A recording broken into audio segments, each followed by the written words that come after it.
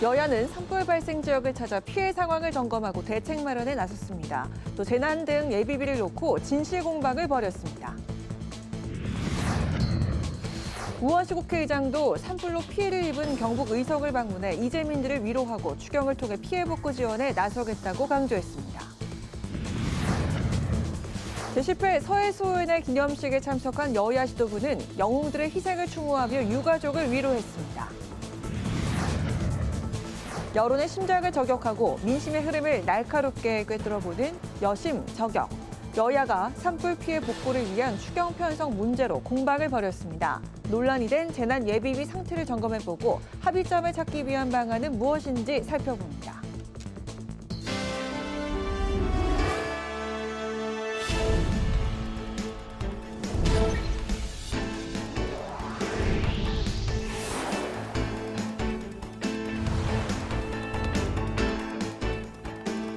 여러분 안녕하십니까? 3월 28일 금요일 국회 라이브 6 시작하겠습니다.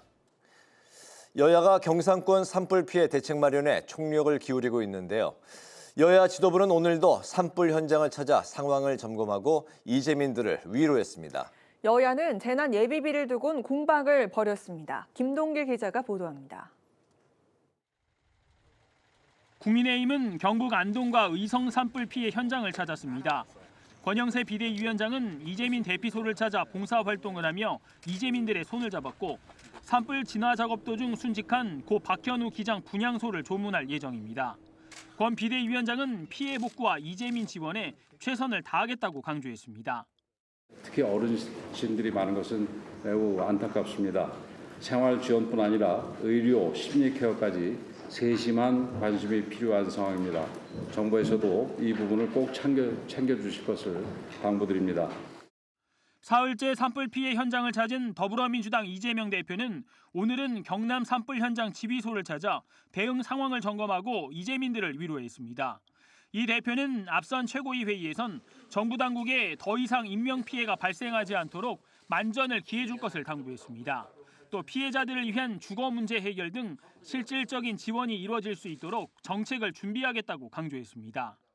가장 절실하게 필요한 것이 무엇인지 면밀하게 살펴서 삶의 변화 끝에서 절망하고 있는 경북의 시군민들이 다시 희망을 찾을 수 있도록 최선을 다하겠습니다. 여야는 산불 피해 지원에 한 목소리를 내고 있지만 재원을 두고는 이견을 보이고 있습니다. 국민의힘은 지난 예산 편성 과정에서 거대 야당이 2조 4천억 원을 삭감해 재난 관련 예비비가 1조 6천억 원에 불과하고 실제 가용 가능한 예산은 4천억 원 수준이라며 민주당을 저격했습니다. 국민의힘은 재난 예비비 추경 편성과 피해 복구에 조건 없이 협력하라고 촉구했습니다. 더불어민주당은 예비비 삭감을 비판한 국민의힘의 불필요한 정쟁이라고 비판했습니다. 산불 대응을 위한 국가 예비비가 4조 8,700억 원이 있다며 국민의힘이 거짓말을 하고 있다고 주장했습니다. 박찬대 원내대표는 한덕수 대통령 권한대행에게 헌정질서 수호와 산불 피해 대책 논의를 위한 회동을 제안했습니다. 국회방송 김동길입니다. 우원식 국회의장이 산불 피해가 큰 경북 의성을 찾았습니다. 화재 피해 상황을 살핀 우 의장은 유가족들과 이재민들을 위로하고 국회가 추경을 통해 신속한 산불 피해 복구 지원에 나서겠다고 약속했습니다. 장정경 기자입니다. 우원식 국회의장이 경북 의성으로 향해 대형 산불로 인한 피해 상황을 살폈습니다. 우 의장은 일주일째 계속되는 산불로 목숨을 잃고 삶의 터전을 잃은 국민을 위로했습니다. 또 현장에서 산불과 맞서고 있는 소방관과 진화대원 그리고 자원봉사자들의 노고에 감사를 전했습니다. 우 의장은 정부에 산불 진압을 위해 총력을 다해줄 것을 당부했습니다.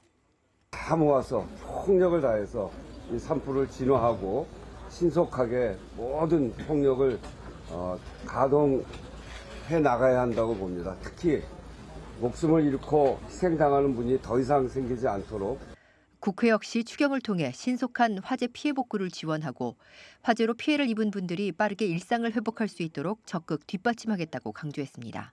국민들의 고통이 너무나 크고 또 피해를 당하신 분들 또 집을 잃고 그 터전을 상실되신 분들의 그 마음이 어떨지 보지 않아도 너무나 느낄 수 있습니다. 이럴 때 국회가 예산을 제대로 잘 편성하고 추경을 통해서 그 피해를 잘 보상해 나갈 수 있도록 국회의장으로서 책임지고 그 일을 해 나가겠다고 하는 말씀드립니다.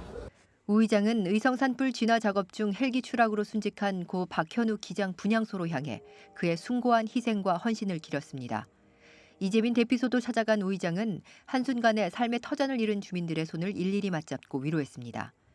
화재로 소실된 고운사에서는 생사의 갈림길에서 문화재를 지켜낸 스님과 소방대원들에게 감사의 뜻을 전했습니다. 우 의장은 다시는 우리의 소중한 문화재들이 피해를 입는 일이 발생하지 않도록 국회가 법과 제도로 뒷받침하겠다고 약속했습니다. 국회 방송 장정현입니다. 한편 여야 지도부는 국립대전현충원에서 열린 10번째 서해 수호의 날 기념식에 참석했습니다. 여야는 희생자들의 헌신과 희생을 기억하겠다고 한 목소리를 냈습니다. 김동희 기자가 전합니다. 제2연평해전과 천안함 피격 사건, 그리고 연평도 포격전에서 희생된 장병들을 추모하는 서해 수호의 날. 한덕수 대통령 권한대행과 여야 지도부가 나란히 기념식에 참석해 호국 영령의 넋을 기리고 유가족들을 위로했습니다. 권성동 국민의힘 원내대표는 SNS에 우리 바다를 지킨 55인의 호국 영령을 추모하고 유가족에게 깊은 위로의 마음을 전한다고 밝혔습니다. 권 원내대표는 또 우리가 누리는 자유와 번영이 공동체를 위해 기꺼이 자신을 희생한 영웅들의 용기 위에 세워졌음을 잊지 않겠다고 강조했습니다. 그러면서 영웅을 추모하는 건 곧 국가를 지키는 일이라며 국민의힘은 국가를 위한 숭고한 희생을 가장 먼저 기억하고 가장 깊이 추모하는 정당이 되겠다고 덧붙였습니다. 서해 수호의 날 기념식에 처음 참석한 이재명 더불어민주당 대표는 앞서 최고위원회의에서 북한의 기습 공격과 도발에 맞서 서해를 수호한 영웅들을 기억한다고 밝혔습니다.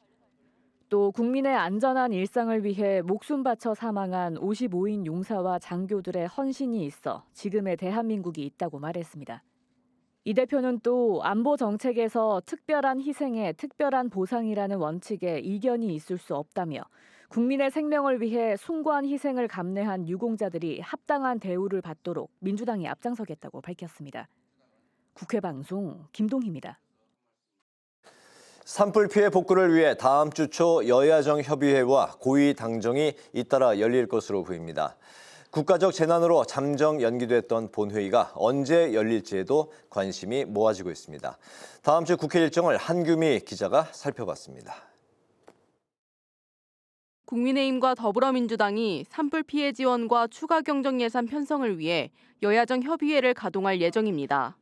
당초 민주당은 한덕수 권한대행이 만역 헌법재판관 후보자를 임명해야 여야정 논의가 가능하다고 했지만 대형 산불로 인한 피해가 막심해 한 발 물러선 것으로 보입니다. 국민의힘도 정쟁을 멈춰야 한다며 재난을 극복하기 위한 여야정 협의회를 제안했습니다. 오는 30일에는 재난 복구를 위한 추경 편성을 위해 고위 당정 협의회가 열립니다.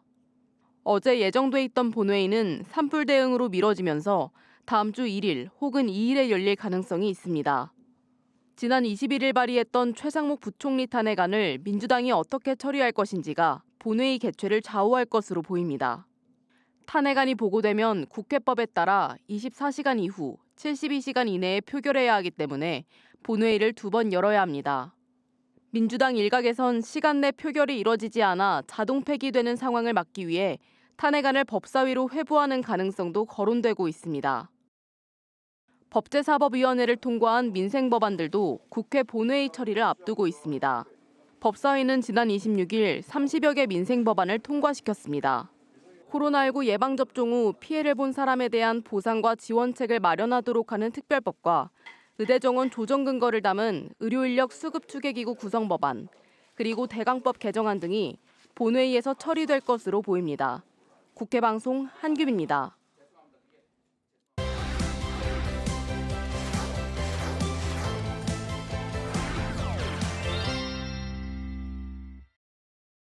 네, 한 주간 있었던 정치권 이슈를 정리해드리는 시간 주간 이슈픽 코너입니다. 천지원 개건 기자가 함께하겠습니다. 어서 오십시오. 안녕하세요. 네, 첫 번째 키워드부터 바로 살펴보겠습니다. 네, 역대 최악의 산불. 네, 영남 지역 곳곳에서 발생한 산불 벌써 8일째 사그라들지 않고 있습니다. 밤사이 반가운 빗방울이 내리면서 산림청은 주불 진화에 총력을 다하고 있는데요. 네. 정치권은 산불 대응을 위한 추경에 공감하면서도 재난 대응 예비비 예산을 두고 신경전을 벌이고 있습니다. 네, 산림의 이제 피해 규모나 인명 피해 모두 역대 최악이라는 그런 이야기가 나오고 있는데 저도 살아오면서 이렇게 동시다발적인 산불이 있었나 싶을 정도인데요. 국회도 이제 현장을 찾아서 산불을 점검하고 있는데 피해 복구를 위한 예산에 여야가 서로 다른 입장을 보이고 있다고요? 네, 사계절 중에 봄에 산불이 가장 많이 발생하죠. 이 건조한 날씨에 강한 바람이 합쳐지기 때문입니다. 네. 이번 산불은 역대 산불 중 가장 빠른 바람이 불면서 피해가 컸습니다. 이 성묘객의 실화와 이 작업 중 불씨, 쓰레기 소각 등의 이유로 울산, 경북, 경남 등 지역에 산불이 발생했고 현재 시간까지 평균 진화율은 90%를 넘어섰습니다. 조금 전 경북 영덕과 영양 등 5개 시군의 산불 주불이 진화됐다는 반가운 소식도 있었는데요. 소량의 비가 내린 데다 바람 속도도 느려지면서 진화 작업의 속도가 붙고 있습니다. 네. 이번 산불로 인한 사망자는 28명으로 늘어나 인명피해는 65명에 달합니다. 이 불에 탄 산림 면적은 4만 8천 헥타르가 넘는데요. 이 서울 면적의 80% 정도가 찼다고 보시면 됩니다. 이 국회도 본회의 일정을 멈추고 대책 마련에 나섰습니다. 여야 지도부는 피해 현장을 찾았고요. 네. 우원식 국회의장도 산불 피해 현장을 점검하고 이 진화 작업 중에 목숨을 잃은 고 박현우 기장 분향소를 찾아 조문했습니다.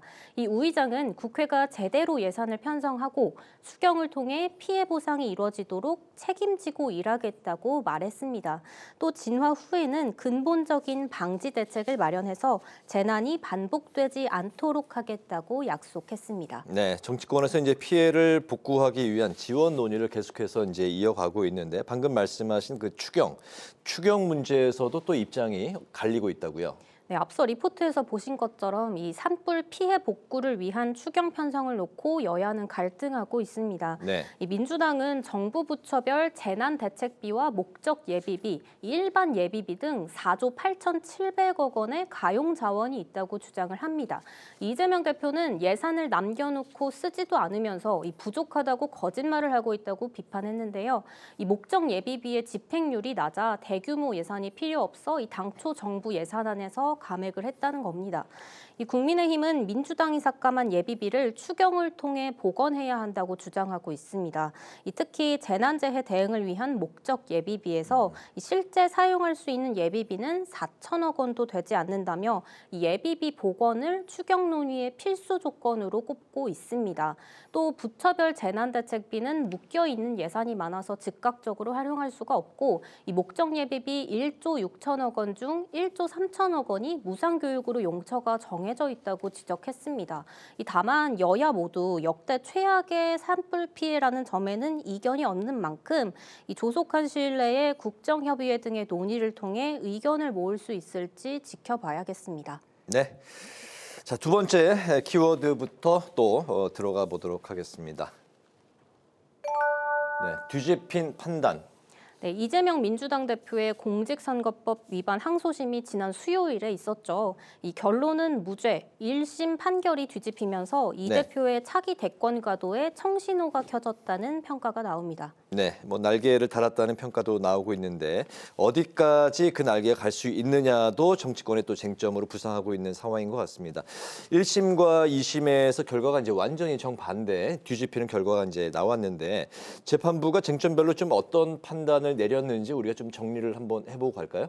네, 이재명 대표의 공직선거법상 허위사실 공표 혐의 항소심 선고 공판. 이 재판부는 징역 1년에 집행유예 2년을 선고한 1심 판결을 깨고 무죄를 선고했습니다. 네. 1심 재판부는 지난 대선 기간 이 대표가 고 김문기 전 성남도시개발공사 개발 1처장과 골프를 친 적 없다는 발언과 국정감사에서 성남시 백현동 땅 용도 변경에 국토부 협박이 있었다는 발언, 이 두 가지를 유죄로 인정했습니다. 했습니다. 그러나 2심 재판부는 이 대표 발언의 원문을 토대로 이 대표 발언이 거짓말이 아니라고 봤고 국토부 협박을 받았다는 표현은 압박을 과장한 것일 뿐 허위 사실이라고 볼 수는 없다고 판단했습니다. 대선 토론회에서 국민의힘이 제시한 고 김문기 씨와의 사진도 원본이 아닌 일부분만 잘라낸 사진이기 때문에 조작된 것으로 볼 수 있다고 봤습니다. 1심에 이어 2심 재판부도 성남시장 재직 시절 고 김문기 씨를 몰랐다는 발언을 무죄로 봤는데요. 네. 이 공직선거법은 행위를 처벌 대상으로 삼는데 이 몰랐다는 발언은 행위가 아닌 인식이다. 이렇게 본 겁니다. 그래서 처벌할 수 없다는 게 재판부 판단인데요. 민주당은 검찰의 정치보복 수사에 경종을 울렸다며 환영을 했고요. 이 대표는 정권과 검찰이 자신을 잡기 위해 소진한 국가 역량을 산불 예방이나 국민삶 개선에 썼다면 얼마나 좋았겠냐고 말했습니다. 이 국민의힘은 거짓말에 면죄부를 준 판결이다. 또 대법원에서 판결이 뒤집힐 걸 확신한다. 이런 반응이 나왔는데 이 여권 내부에선 이 상급심 재판부가 하급심 판결에 잘못이 있다고 판단하는 경우 이 사건을 돌려보내지 않고 직접 판결하는 이른바 파기자판을 대법원이 해야 한다는 주장이 나옵니다. 그렇군요. 계속해서 상황을 지켜보기로 하고 오늘의 그 마지막 키워드 살펴보겠습니다. D-22 물음표가 찍혀 있네요. 네, 이 헌법재판소가 윤석열 대통령 탄핵 심판 선고에 장고를 거듭하고 있습니다. 네. 이 문영배 이미선 재판관은 4월 18일 퇴임을 하게 되는데 이 오늘로써 22일을 남겨뒀습니다. 이 헌재 판단이 길어지면서 선고 지연에 대한 우려의 목소리가 나오고 있습니다. 네, 이른바 그 사법 슈퍼 위크로 이제 불렸던 이번 주였는데 헌법재판소가 이번 주 월요일에 한덕수 국무총리 탄핵 심판을 선고했고 그렇기 때문에 이제 윤석열 대통령 탄핵 심판 선고는 언제인지 최종적으로 지금 주목을 받고 있는 상황인데 그런데 이제 여권에서도 이제 선고 지연에 대해서 반발의 목소리가 나왔다고요. 네, 윤석열 대통령 탄핵 심판 선고가 사실상 4월로 넘어갈 가능성이 높아지면서 여권 내부에서도 조속한 결론을 촉구하는 목소리가 나왔습니다. 네. 헌법재판관 2명이 퇴임할 때까지 선고를 미루는 거 아니냐 이런 우려가 나온 건데요. 이 지난 월요일 헌재는 한덕수 국무총리 탄핵 심판을 기각했습니다. 이 위헌성과 위법성 여부, 이 내란죄 철회 등에 대한 재판부 판단이 나오지 않으면서 윤 대통령 탄핵 심판 결과를 예측할 단서는 얻기 어려웠습니다. 다수 재판관들은 한 총리가 헌법재판관 후보자 3명을 임명하지 않은 것에 대해 위헌 위법하다고 판단했는데요. 이 권한대행 복귀 후 이 관련한 기자들 질문에 한덕수 대통령 권한대행은 답하지 않았습니다. 이 민주당은 연일 마은혁 헌법재판관 후보자를 임명하라고 압박하고 있습니다. 박찬대 원내대표는 한 대행이 헌재 결정을 존중하고 따라야 한다고 말해놓고 임명을 거부하는 건 이 명백한 모순이라고 비판을 했습니다. 이 우원식 국회의장도 헌재 선고를 촉구하면서 한 대행이 마은혁 헌법재판관을 속히 임명해야 한다고 말했습니다. 우 의장은 헌법재판관 미임명으로 헌재 선고일에 대한 새로운 억측이 생기고 있다며 훼손된 헌정 질서를 하루속히 바로잡아야 한다고 호소했습니다. 우원식 의장은 잠시 뒤 한 대행을 상대로 헌법재판소의 마은혁 헌법재판관 미임명에 대한 권한쟁의 심판과 임시지위를 정하는 가처분 신청을 제기할 예정입니다. 또 윤 대통령 탄핵 소추안을 접수한 지 이제 104일이 지나고 있는데요. 헌법재판관들이 아직 선고를 위한 합의 단계에 다다르지 못한 것으로 알려지고 있습니다. 네, 다음 주가 이제 4월이고 또 다음 주 상황을 또 지켜봐야 되는 상황이 됐습니다. 주간 이슈팩 천재원 객원 기자와 함께했습니다. 말씀 잘 들었습니다. 고맙습니다.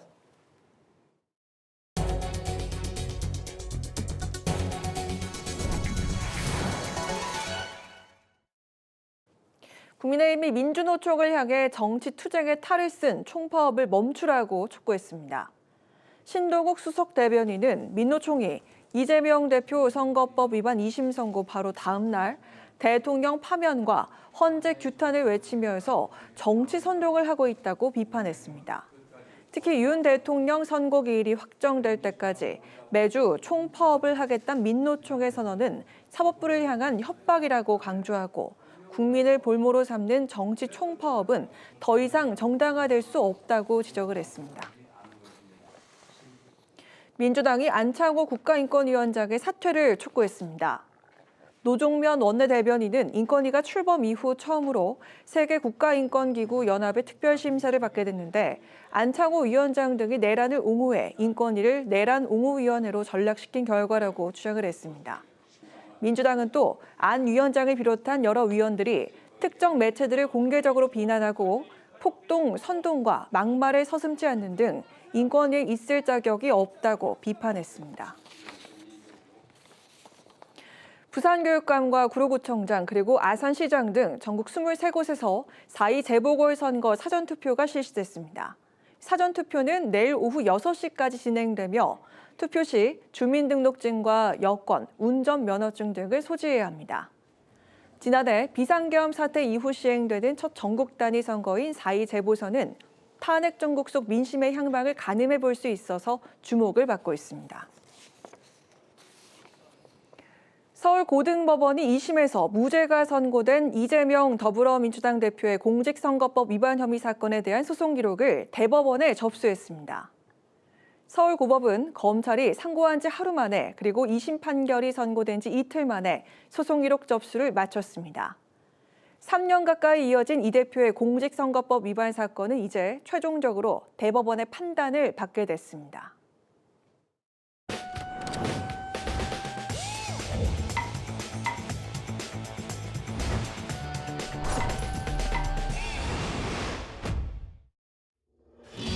국회 속 다양한 이슈를 알기 쉽게 쏙쏙 뽑아 전해드리는 신동진의 국회 속. 오늘 주제는 트럼프발 관세 전쟁입니다. 도널드 트럼프 미국 대통령이 현지 시각으로 다음 달 2일부터 모든 수입 자동차와 부품에 25%의 관세를 물리겠다고 선언하면서 미국발 관세 폭탄이 현실로 다가왔습니다. 전체 자동차 수출의 절반을 차지할 정도로 미국 시장 의존도가 높은 우리나라 자동차 산업이 직격탄을 맞게 된 만큼 국회 차원의 대응도 시급해 보이는데요. 먼저 화면부터 만나보시죠. What we're going to be doing is a 25% tariff on all cars that are not made in the United States. I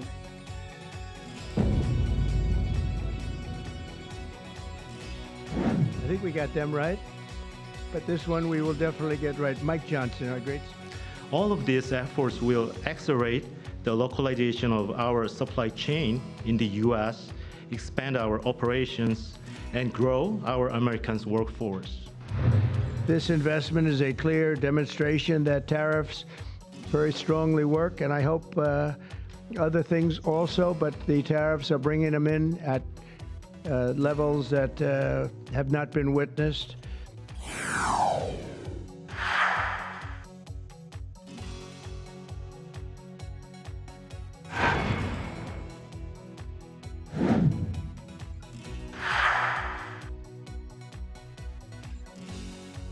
우리 핵심 산업인 자동차도 상당한 영향을 받을 우려가 있는 상황이 됐습니다. 우리 기업의 피해를 최소화하기 위해 정부와 민간이 가진 모든 네트워크를 활용하여 미국 정부와 소통해 나가겠습니다. 자동차가 대미 수출 품목 1위인 한국으로선 큰 타격이 불가피한 상황인데요. 지난해 대미 자동차 수출액은 약 51조 원으로 전체 자동차 수출액의 거의 절반에 이릅니다. 향후 25% 관세가 적용되면 자동차 생산이 최대 90만 대 감소하고 대미 수출이 20.5% 줄어들 거란 전망도 나오는데요. 생산량의 90%를 미국에 수출하는 한국 GM은 철수 가능성이 거론되고 또 최근 대규모 대미 투자를 발표한 현대차 그룹도 현지 생산을 확대하는 데 시간이 걸려 단기적으로는 악영향이 불가피한 상황입니다. 그렇다면 우리 정부는 어떤 대책을 준비하고 있을까요? 힘든 부분이 있겠지만 미국 관세 조치에 대한 대응은 단판이 아닌 시간이 걸리는 과정입니다. 우리 업계에 미칠 영향을 줄이기 위해 관계부처와 함께 자동차 산업 비상 대책을 4월 중 발표할 계획입니다.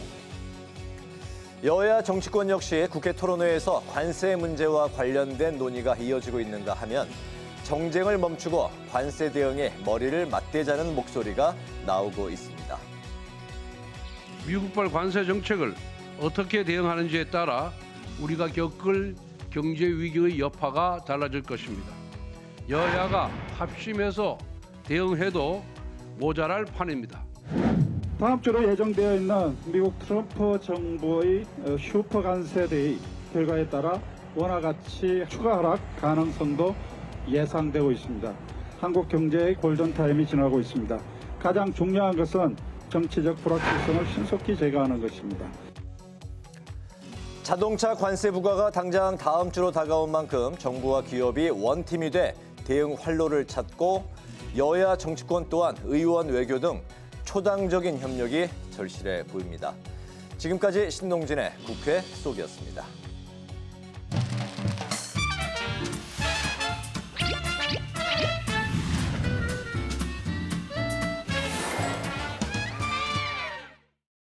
정치권 이슈와 정책 분석을 통해 여론의 심장을 저격하고 민심의 흐름을 날카롭게 꿰뚫어봅니다. 여심 저격, 김혜란 전 국민의힘 대변인, 정은혜 전 더불어민주당 의원 두 분 모셨습니다. 반갑습니다. 네, 역대 최악의 산불입니다. 그 경북 산불 주불이 방금 전에 진화가 됐다라는 그런 소식이 전해져 왔는데 이로 인해서 여야는 피해 지원을 위한 추경 편성에 공감을 한 상태입니다. 하지만 국민의힘 측에선 재난 예비비 삭감을 문제 삼아서 복원을 주장을 했고 민주당은 이미 행안부와 산림청에 재난 대책비가 편성이 돼 있다면서 정쟁을 일삼는다 이렇게 반박을 했습니다. 과연 여야가 산불 추경에 합의를 하려면 과연 어떤 해법이 좀 나오면 좋을지 오늘은 우리 김혜란 대변인부터 들어보도록 하겠습니다. 어떻게 좀 합의할 수 있을까요? 지금 민주당이 지난번에 예산을 강행 처리하면서 재난 예비비에 대해서 1조 원가량 깎은 것은 지금 다들 알고 계실 겁니다. 그 부분에 대해서 오늘 이제 이재명 대표께서 산불 대책에 사용할 예비비가 4조 8천억이 넘게 있다라고 말씀하셨는데 그 발언에 대해서 좀 진위 여부를 좀 따져보겠습니다. 지금 이 금액은 국가 예비비 2조 4천억, 또 부처별 재난재해 대책비, 또 이 국고 채무 부담까지 다 합친 금액을 이렇게 뭉뚱그려서 말씀하신 것 같은데 하나하나 살펴보자면 그 국가 예비비 2조 4천억에 대해서 1조 6천억은 지금 고교 무상교육 예산으로 거의 1조 3천억이 이미 잡혀있기 때문에 쓸 수 있는 돈이 한 4천억밖에 없습니다. 일반 예비비는 4천억 정도가 정보 예산이라고 해서요. 또 잡혀있고 또 재난재해 대책비가 있는 건 사실인데 그것도 이미 용처가 정해져 있고 집행이 이미 완료된 사업도 있어서 쓸 수 있는 예산이 거의 2천억 정도밖에 없습니다. 네.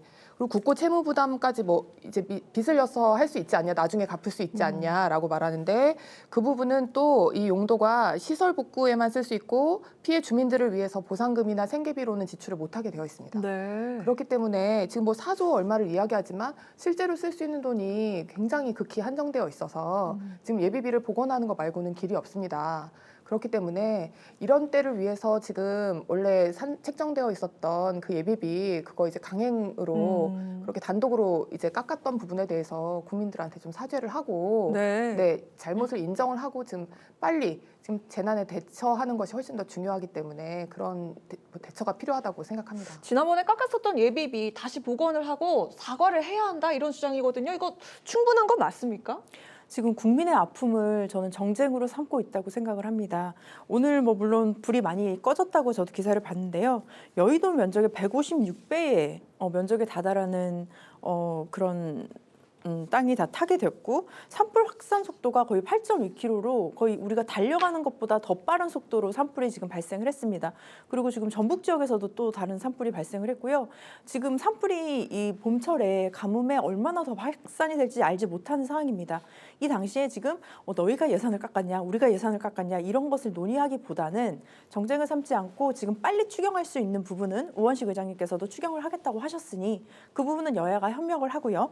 예비비 같은 경우도 각 부처에 지금 한 9,700억 정도의 예비비가 있다고 합니다. 그래서 그런 예비비 등도 이제 충분히 우리가 가져와서 쓸 수 있는 부분들은 해야지 지금 보니까 이재민 분들 가족도 잃고 지금 삶의 터전도 잃으시고 또 소방관 분들도 굉장히 지금 힘든 상황이세요. 이런 상황에서 여야가 정쟁을 하는 모습을 보이기보다는 이번만큼을 똘똘 뭉쳐서 일단 문제부터 해결을 하자. 일단 민생부터 살리고 보자. 이런 자세가 저는 더 필요하다고 봅니다. 네, 거기 동의하면서 지금 언론의 보도에 의하면 이번 그 추경 편성에 대해서 이야기를 하면서 민주당이 거기에 마은혁 헌법재판관 임명해라 이걸 이제 마치 조건으로 거는 듯한 이런 이야기가 나왔습니다. 지금 재난에 대한 대처와 이 마은혁 재판관 임명이 무슨 상관이 있겠습니까? 네, 그런 이야기는 하지 말고 이제 무조건적인 좀 동의가 필요한 상황이라고 생각합니다. 네, 지금 그 박찬대 원내대표 같은 경우도 한덕수 지금 권한대행에게 직접 만남을 요청하기도 했습니다. 네, 그래서 네. 정쟁을 하지 않고 국가 재난 극복을 위해서 국력을 모으고 국론을 통일하자 이런 의견을 냈기 때문에 지금 당장은 저희도 뭐 정쟁을 하거나 이런 의도는 전혀 없다고 저는 보여집니다. 협의를 하자라는 그런 뜻은 하나인 것 같은데 여기서 또 충돌을 하고 있는 그런 상황이죠. 자, 이런 가운데 이재명 대표의 선거법 2심 무죄 선고에 검찰이 상고를 하면서 대법원 판단만이 남았습니다. 이 선거법 위반 사건은 3개월 이내에 3심 선고를 하도록 규정이 되어 있는데요. 지금 1심과 2심의 결론이 완전 뒤집힌 상황이기 때문에 좀 심리 범위가 넓어서 과연 이 3개월 안에 결론이 날 수 있을까 하는 그런 의문점이 들기도 하는 그런 사건입니다. 6월 26일까지입니다. 선고를 내려야 하지만 이게 지켜지지 않았던 경우가 있다고 하는데요. 이 대법원의 확정 판결 시점과 결과를 좀 전망을 해보도록 하겠습니다. 이번엔 우리 정은혜 전 의원부터 들어볼까요? 네, 일단은 그 검찰에서 이재명 대표의 무죄 소식을 듣고 바로 하루 만에 상고를 했습니다. 그렇기 때문에 지금 관련되어서 633 원칙에 따라서 뭐 6월 말 정도에는 아마 대법원의 판결이 나올 것으로 지금 예상이 되고 있는 상황입니다. 그럼에도 불구하고 저는 이번에 2심에서 무죄가 나왔지만 네. 사실 1심부터 무죄였던 사건이다라고 저는 생각을 합니다. 1심부터 무죄였다고요? 네, 맞습니다. 사실 1심 자체가 어떻게 보면 야당의 정적 죽이기, 검찰의 짜집기 수사라고 보여질 수밖에 없습니다. 왜냐하면 그 당시에 보수 논객들도 아마도 공직선거법 위반에 관해서는 이재명 대표가 무죄일 가능성이 많다. 그러나 뭐 다른 지금 재판받고 있는 다른 사안들에 대해서는 유죄가 나올 가능성이 있다라고 얘기를 한 적이 많이 있었거든요. 그럼에도 불구하고 1심에서 좀 중형을 받게 되었고 그것이 2심이 되어서 원래대로 다시 정상적으로 정의가 회복되고 돌아왔다라는 측면으로 저는 보여지기 때문에 아마 대법원에서도 저는 무죄로 나올 것으로 좀 예상이 됩니다. 그럼에도 불구하고 지금 좀 혼란스러운 사안은 무엇이냐? 바로 그 탄핵과의 그 시기가 연결이 되어 있다는 거죠. 그래서 탄핵이 인용이 되었을 때 갑자기 조기 대선으로 갔을 때 이 부분에 있어서 이재명 당대표의 그 대법원 그 확정 결과를 우리가 어떻게 기다리거나 바라보거나 그 시간을 어떻게 보낼 것인가에 대한 여야의 또 정치적인 공방이 있는데 이 부분에 있어서는 저는 충분히 이재명 대표는 무죄가 나올 것이고 그리고 그 과정에서 지금 국민의힘이 오히려 걱정해야 될 것은 탄핵 이후에 정상적으로 국가를 어떻게 회복할 것인가 그리고 본인들이 만약에 다시 수권 정당으로서의 책임감을 느낄 수 있는 정당이라고 한다면 거기에 있어서 국민의 신뢰를 어떻게 받을 것인가를 조금 더 고민했으면 합니다. 네, 일단 1심도 원래 무죄가 나왔었어야 하기 때문에 2심 당연히 이렇게 결과가 나왔고 대법원에서 이게 뒤집힐 가능성은 없다라고 보시는군요. 네, 우리 김혜란 전 대변인. 네, 그 1심 자체가 2년 2개월 만에 나온 겁니다. 그 증인만도 20명이 넘게 나왔어요. 지금 특히나 이 핵심적으로 다퉈졌던 그 백현동 그 용도 변경에 관해서 그 20명 넘는 증인들이 다 나와서 이게 국토부에 법률상의 요구가 없었다는 점 그리고 또 뭐 직무유기 같은 것들에 대한 협박은 없었다라는 이야기를 공의했습니다. 그것은 사실 항소심에서 이재명 대표, 이재명 피고인의 신청에 의한 증인 2명이 또 나왔었는데 그 사람들도 그렇게 말했어요. 협박이나 법률적인 그 요구가 없었다. 그런 이야기를 해서 지금 그런데 왜 무죄가 나왔는지 다들 궁금하실 겁니다. 이제 좀 설명을 드려보자면 네. 지금 가장 핵심적으로 이게 지금 그 용도 변경을 4단계나 종상향 해주지 않았습니까? 이런데 이게 자의적으로 스스로의 판단으로 한 것인지 아니면 더 나아가서 그 김인섭의 그 로비 사실 그 부분은 관련 형사 사건에서 유죄가 확정되었습니다. 그럼 다른 로비스트의 로비에 의해서 됐는지 아니면 지금 이재명 피고인의 말에 따르면 국토부의 법률에 의한 요구에 따라서 어쩔 수 없이 불가피하게 했다. 네, 네. 예, 또 뭐 직무유기로 이렇게 문제될 그런 협박을 받았기 때문에 했다라는 말을 했어요. 네, 근데 지금 이렇게 오랜 시간 동안 많은 증인들이 나와서 했던 그 사실 인정을 건드리지 않고 왜 무죄가 나왔냐면 이것은 사실에 대한 적시가 아니라 이제 의견 표명일 뿐이다. 의견이다. 네, 그렇게 말하자면 그것은 사실 인정을 바꾼 게 아니라 법률 판단만 달리한 겁니다. 항소심이 그렇기 때문에 지금 3, 4개월 만에 그런 판단을 달리해서 완전히 무죄를 선고할 수 있었던 겁니다. 그렇기 때문에 대법원은 이 부분이 만약에 법리 오해라고 판단을 했을 때에는 긴 시간이 걸리지 않고 이 항소심의 판단에 대해서 달리 판단할 수 있고 심지어 그걸 파기하고 환송하는 게 아니라 그 자리에서 이미 나온 증거 관계, 사실관계에 의해서 다시 스스로 판단하는 걸 파기 자판이라고 하는데 네네. 자판도 할 수 있는 지금 그 정도 상황이라고 생각을 하기 때문에 3심에 그렇게 시간이 많이 걸릴 것 같지는 않습니다. 그렇군요. 특히나 지금 이것은 뭐 무죄가 전부 무죄가 나왔기 때문에 검찰이 상고를 하지 않았습니까? 네네네. 상고 기간도 예를 들면 일주일인데 하루 만에 했기 때문에 거기서도 많이 줄어들었고 또 상고장에 이제 제출 기한도 원래는 20일 정도를 주는데 아마 검찰이 빨리 준비했다가 그 기간이 도가하기 전에 빨리 낼 거기 때문에 통상의 경우보다 피고인 이재명 피고인이 만약에 유죄를 받아서 상고했을 경우에 보다는 한 27일 정도 더 빨리 진행될 수 있을 거라서 뭐 이론적으로 말하면 한 2달 만에도 충분히 판단은 될 수 있을 거라고 생각합니다. 네, 이렇게 말씀하신 대로 그 파기자판이라는 그 내용이 나왔는데 여당 측에서는 이재명 대표의 무죄 판결에 대해서 납득할 수 없다 이런 입장과 함께 오늘 그 김기현 국민의힘 의원이 이재명 대표 선거법 2심에 대한 파기자판을 촉구를 했습니다. 파기자판이 용어가 좀 어려운데요.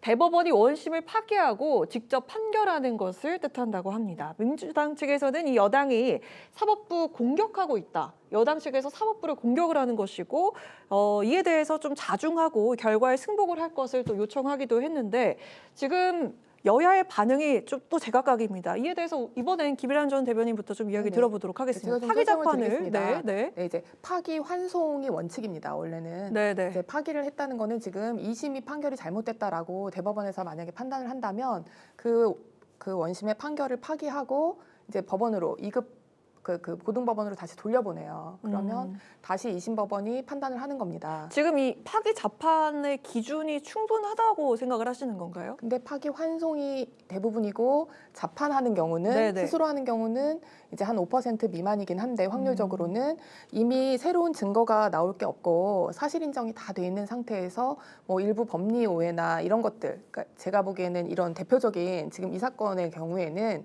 파기 자판을 충분히 할 수 있는 상황이라고 그렇게 재판의 기록이 성숙돼 있다고 보기 때문에 자판도 가능할 거라고 생각하고 지금 이것에 대해서 왜 승복하지 않냐 이렇게 말하는데 그건 좀 오히려 정치적 공세라고 느껴지는 것이 원래 그냥 우리 사법제도는 1심, 2심, 3심 이렇게 심급제도를 택하고 있지 않습니까? 2심 판결에 대해서 3심의 판단을 받아보는 것 그리고 신속한 판단을 위해서 2심으로 다시 환송하지 말고 가능하면 3심에서 자판하는 것이 좋다라고 이야기하는 것은 판결에 승복하지 않고 사법제도를 불신하는 것이라기보다는 그 사법 시스템이 애초에 예정하고 있는 신급제도 내에서 그냥 그걸 다투는 그냥 그 권리를 행사하는 거라고 생각하시면 될 것 같습니다. 네, 정은혜 전 의원. 네, 일단은 왜 이렇게 저는 국민의힘이 재판의 결과가 빨리 나오기를 바라는지 모르겠습니다. 오히려 이렇게 조급하면 할수록 윤석열 대통령의 탄핵이 인용될 가능성이 높기 때문에 그런 것이 아닌가라는 의심을 할 수밖에 없는데요. 그렇기 때문에 윤석열 대통령의 탄핵이 인용되었을 때 조기 대선이 신속하게 이루어지면 그 전에 지금 너무나 유력한 이재명 당대표의 대선 가도에 빨간불이 생기기를 바라는 마음에서 희망 회로를 돌리고 있는 것이 아닌가라는 생각이 듭니다. 그렇기 때문에 이 부분은 저도 앞서 말씀드렸듯이 아마 저는 대법원에서도 무죄가 나올 것으로 판단이 되지만 국힘 내부에서도 지금 사법 프로세스에 의존하는 정치는 그만해야 된다라는 자성의 목소리가 나오기도 합니다. 그렇기 때문에 정치의 영역과 사법의 영역, 그것을 자꾸 사법의 영역에 물음으로 인해서 그 물음으로 인해서 자신의 정당성을 부여하는 것, 이런 정치적인 행태는 저는 사라져야 한다고 생각하고 그럼에도 불구하고 국민의힘이 정책적으로나 능력적으로 국민들 앞에 뛰어나다는 것을 보여줘야지 지금 상대의 정적을 죽이고 상대의 앞길을 막음으로써 유력한 대선 후보의 그 억지 수사, 기소, 그런 판결 등을 내리려고 하는 약간 그런 기대에 찬 모습은 저는 당장 버려야 된다고 생각합니다.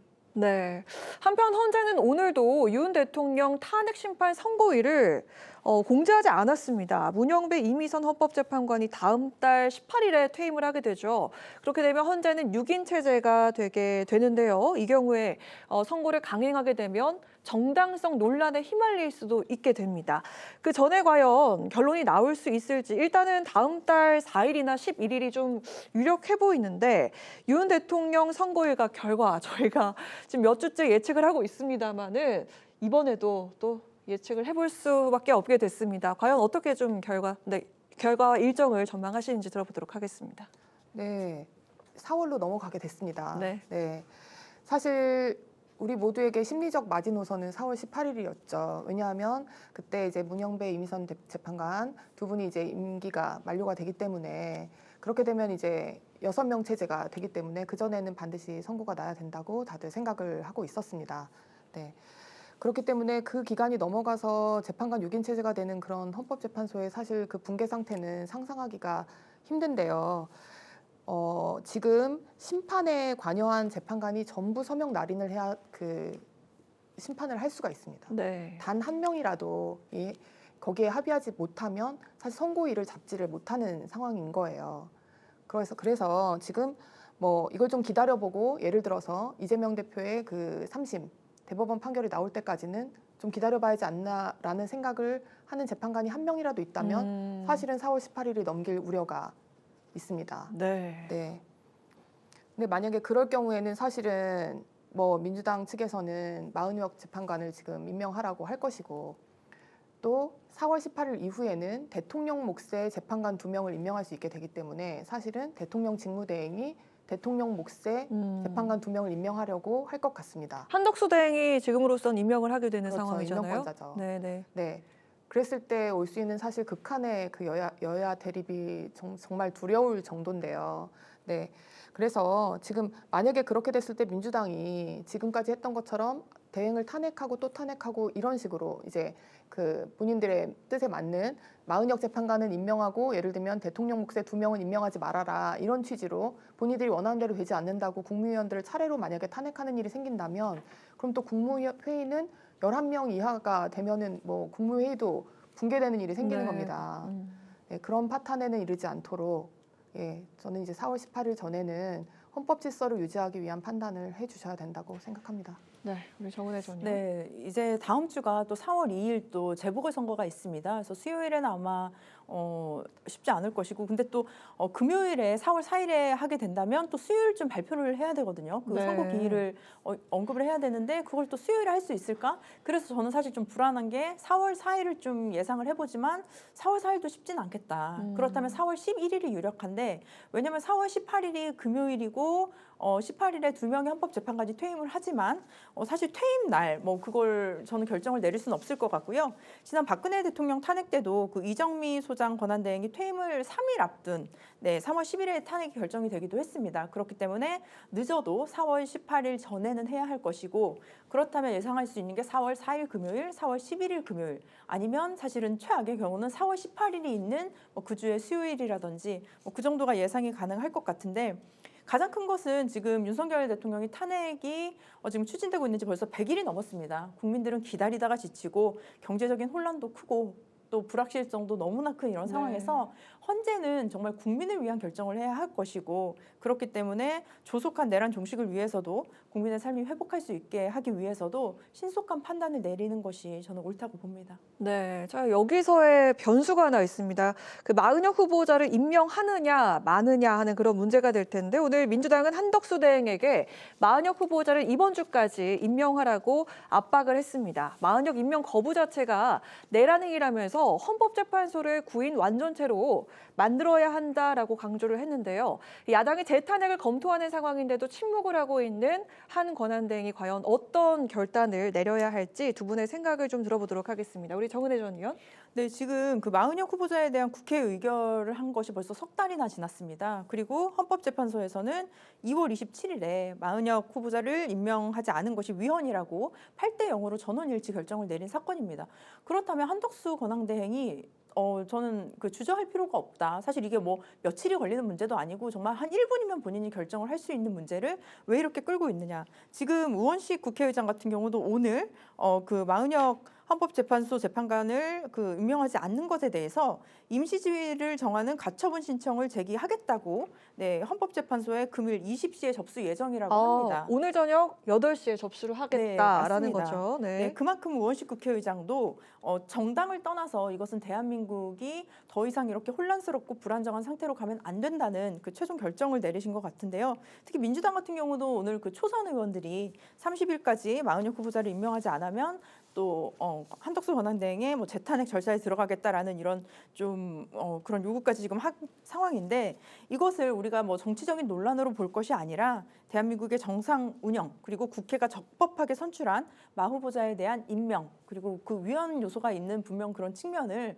한덕수 권한대행이 성실하게 헌법을 지키는 모습을 보여줘야 한다라고 생각합니다. 네, 제가 좀 정리를 해드리자면 우원식 국회의장이 한덕수 권한대행의 그 마은혁 헌법재판관 임명 보류가 지금 심각한 국헌 문란 행위다라고 판단을 하고 권한쟁의 심판 그리고 마은혁 재판관 임시지휘를 정하는 가처분 신청을 제기를 하기로 오늘 8시에 접수를 예정이 됐다고 합니다. 자, 이런 상황 속에서 과연 여당 측의 생각은 어떨지 아까 우리 정은혜 전 의원께서는 초선 의원들이 민주당 초선 의원들이 30일까지 마은혁 후보자를 임명하지 않으면은 다시 한대행을 재탄핵하겠다라는 그런 입장을 또 밝혔다고 하는데 자, 우리 김혜란 전 대변인 생각 어떻습니까? 정말 부적절하다고 생각합니다. 저는 지금 한덕수 대행 돌아온 지 며칠 됐습니까? 지금 그 90일 넘게 공석이다가 이제 겨우 대통령 권한 대행의 지위에 왔는데 정말 대한민국의 국격을 그렇게 하면 안 되는 겁니다. 다시 만약에 탄핵소추가 의결돼서 지금 뭐 과반수로 결정이 났기 때문에 민주당 뭐 독자적으로도 얼마든지 할 수 있겠죠. 그래서 그러면 최상목 권한대행도 탄핵소추한다고 했는데 그럼 이제 이주호 교육부총리가 이제 우리나라 국가원수가 되는 겁니까? 정말 그런 상황은 정말 안 만들고 일단 4월 18일 전에 이 헌법재판, 이 탄핵 심판이 나는지를 지켜봐야 될 거라고 생각합니다. 왜냐하면 지금 마은혁 그 재판관을 임명한다고 한들 지금 여태까지 진행되었던 헌법재판, 그 탄핵 재판에 관여한 바가 없기 때문에 아마 선고에 들어가긴 쉽지 않을 겁니다. 그렇지 않으면 다시 변론을 갱신해서 몇 달 더 걸려가지고 또 늦어질 거예요. 그걸 원하는 것도 아닐 것 같고 또 4월 18일이 넘어가서 아까 말씀드렸던 것처럼 대통령 몫에 2명을 더 임명하겠다고 나섰을 때 그래서 이 재판관 3명이 새로 들어가면서 다시 갱신해가지고 다시 재판을 새로 해서 진짜 그 탄핵 심판 그 기일이 무한정 늘어지는 걸 원하는 것도 아닐 겁니다.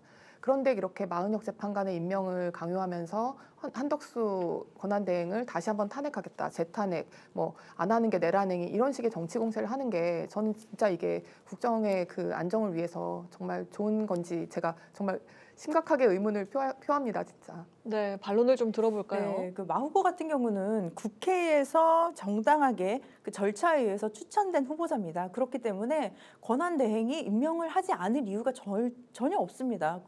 그렇기 때문에 지금 헌재에서도 위헌이라고 얘기를 했고 오히려 권한대행이 스스로가 헌법을 지키는 모습을 보여줘야지만이 자라나는 우리 미래 세대들에게도 할 말이 있지 않을까요?